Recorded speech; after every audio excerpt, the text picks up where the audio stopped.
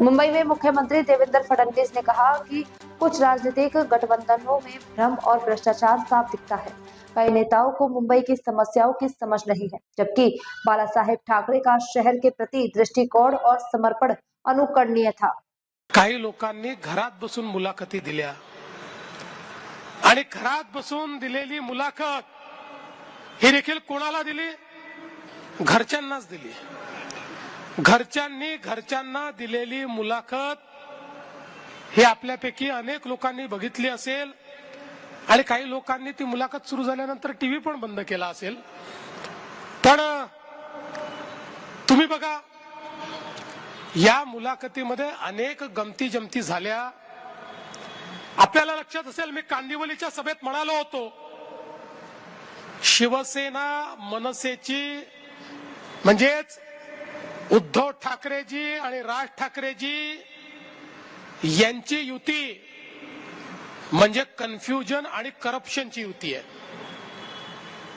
मी त्यावेळी हे सांगितलं नव्हतं कोण कन्फ्युजन कोण करप्ट आहे, हे मी सांगितलं नव्हतं, मी टोपी फेकली होती। पण या घरच्या घरी घेतलेल्या मुलाखतीमध्ये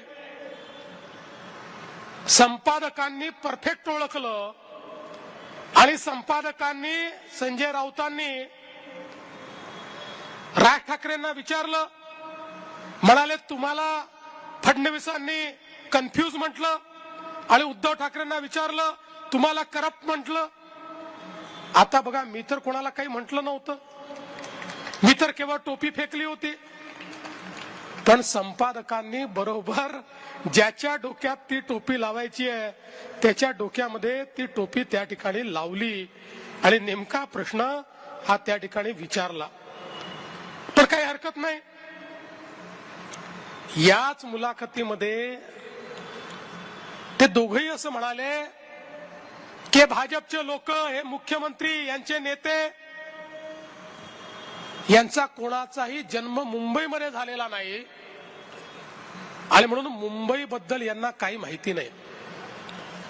मुंबईच्या काय समस्या आहेत या यांना माहिती नाही, मुंबईचा काय विकास केला पाहिजे हे यांना माहिती नाही, हे बाहेरून आलेले आहेत।